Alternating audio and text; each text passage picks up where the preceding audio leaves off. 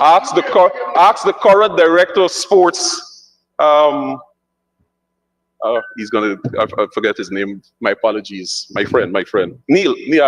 Steve Ninval. the honorable director of sports, Ninval, whose association used to receive a lot of funding from us.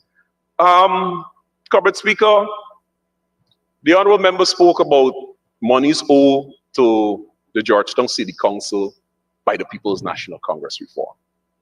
And you know, sir, to do a similar paraphrase to the honorable member Deborah Bakker, who sat in this house. At the time, she was speaking about various political parties, that every party has bad eggs. But in this context, sir, I would want to say that all political parties owes the Georgetown City Council. Based on the records I received from the Georgetown City Council, the People's Progressive Party Civic owes the Georgetown City Council.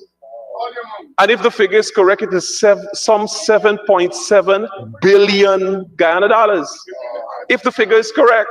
But what is more so, sir, I'll take you back to under the APNU AFC administration, in which a memo or instruction directing all government agencies and ministries to pay rates and taxes, whether it's to the city or the municipalities, and they had to pay those over. Because the National Sports Commission, for example, paid to City Hall a sum of $50 million in our rates and taxes. And therefore, sir, it is the responsibility for central government to ensure that monies go to the City Council via the very ministries. Now, Comrade Speaker, the proof in the pudding. I have here, sir, a list of government agencies and ministries that owes rates and taxes to the Georgetown City Council. And in this list, sir, for example, I'll just go through a few.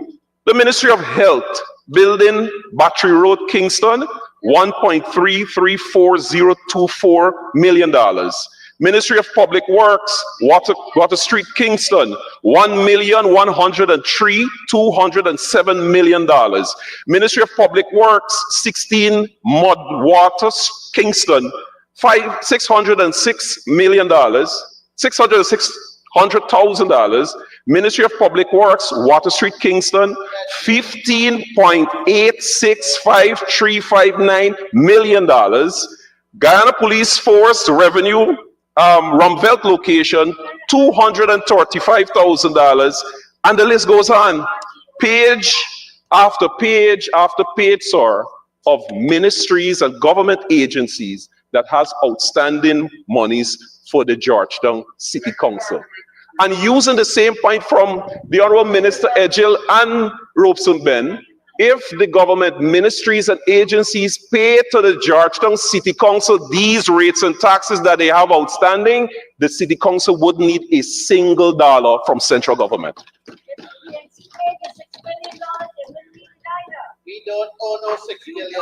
The honorable member spoke again about the fact that efforts by the People's Progressive Party Civic to take control of the city. And as I mentioned before, it is a careful, orchestrated political plan by the current government to ensure that the city council or any municipality that comes under the opposition is starved for the resources that they need. The honorable member made several mention of former Minister of Local Government and Regional Development, Kelawan Lal. Comrade Speaker, I was shocked, or as some of the folks in Linden would say, I was shocked that the honorable member would mention the former minister's name, Kelawan Lal, because this honorable minister, after his efforts to get control of the Georgetown City Council and failed to do so, stated publicly, and I quote, Kelawan Lal, he publicly expressed the desire for a public health crisis to occur in the city of Georgetown. He said it is on pay scale. That is the extent in which the government will go. If they can't control it, then they will destroy it. It is unfortunate. But Comrade Speaker, as I did mention, my intention today was not to go down this line, because I rather suspect all of us would agree that the rich history behind the Le Repentir Cemetery that dates back to when it was founded or started in March of 1861 was something of utmost importance. So I'll now go into my presentation. Yeah. Current speaker, I rise to address an issue that speaks to the very heart of our nation's history, culture, and dignity. The rehabilitation of the Le Repentir Cemetery. Le Repentir Cemetery, sir, established in March of 1861, is the country's largest burial site, spanning 106.5 acres. Its origin tracks back to Plantation Le Repentir, owned by Frenchman Pierre-Louis de Safran, who traveled to the Demerara colony. De Safran. De Safran. Pierre-Louis de Safran, who fled to the Demerara colony in the 18th century after a fatal duel with his brother. In remorse, he named his estate Le Regret, La Penitence, and Le Repentir, reflecting themes of regret and repentance. For over a century, Le Repentir has been the final resting place for approximately over 125,000 Guyanese from all walks of life. Workers, poets, freedom fighters, pioneers, who shaped this country's journey. With designated sections for Muslim, Hindus, Roman Catholics, Anglican, Lutherans, Chinese, Baha'is, and Presbyterians. It holds the remains of the Enmore martyrs, literary icon Egbert Martin, former Minister of Government, just to name one, Dr. Faith Hardin, leader of the Working People's Alliance, Dr. Walter Rodney, former parliamentarian Deborah Bakker, Lakshmi Kalicharan, Father Dark, Father Rodriguez, just to name a few, and generations of our ancestors. However, what should be a sacred site reflecting reverence has now become an eyesore. Overgrown vegetation, vandalized tombstone, flooding has turned this historical landmark into an eyesore rather than a place of honor. Comrade Speaker, in Mexico, during the month of November, particularly the 1st and 2nd, a celebration to honor the deceased, which is called the Night of the Dead or the Day of the Dead. This celebration coincides with the All Saints and All Souls Day in the Catholic calendar. Though often compared to Halloween, it is unique and deeply spiritual. During this time, family members gather at the cemeteries to clean, decorate graves, light candles, spend the night praying, singing, and sharing memories of their loved one. In Guyana, however, family members would gather at these places, the cemeteries, to pay respect to their loved ones during Mother's Day and Father's Day, just to name a few. The challenge, however, sir, is accessing the ground or even to find where the family members are buried. Comrade Speaker, this is not just about a cemetery. This is about a national identity, our national identity. The people who do not respect the past cannot truly build a strong future. We must act with urgency to restore the Le Repentir, not just as a burial ground, but as a historical, cultural landmark that preserves the legacy of those who came before us. Some of the famous burial sites are those like the Arlington National Cemetery, the New Orleans Cemetery, the Westminster Abbey, which over time attract a large number of tourists. So noting that Guyana's cemetery, the Le Repentir, dates back to 1861, one could only assume the amount of historical value that could be found there.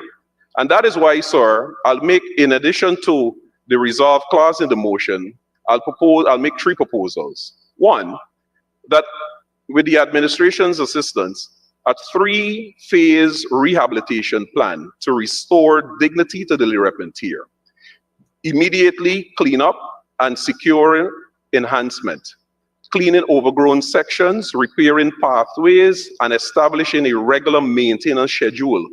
Additionally, we must introduce better security measures to prevent vandalism. 2, structural restoration and modernization. Restoring damaged tombstones, improving drainage system to prevent flooding, and the installation of proper lighting and signage to ensure safe access. 3, cultural and education integration.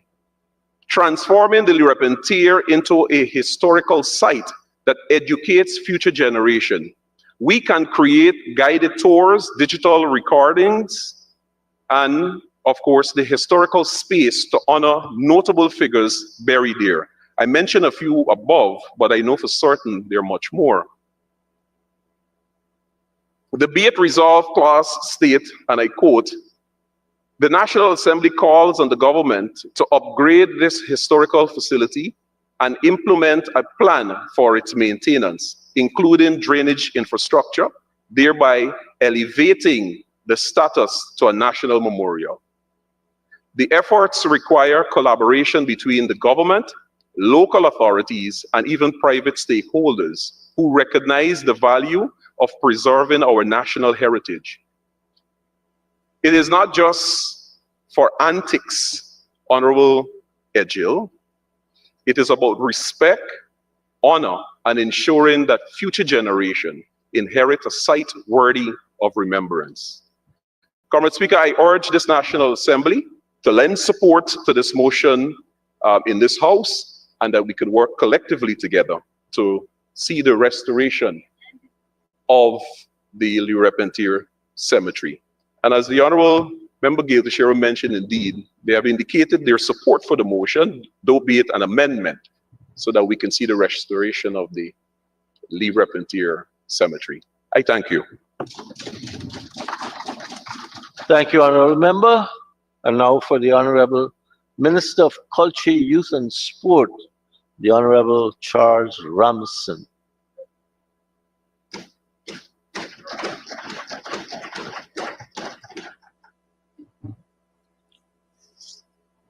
Thank you very much, Mr. Speaker.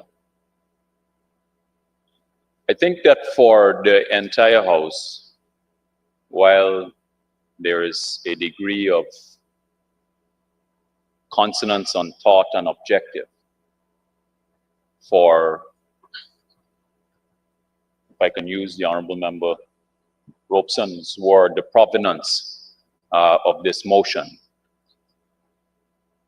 I want to be very clear that the government of Guyana takes very seriously the responsibility of all of the affairs of Guyanese, Guyana,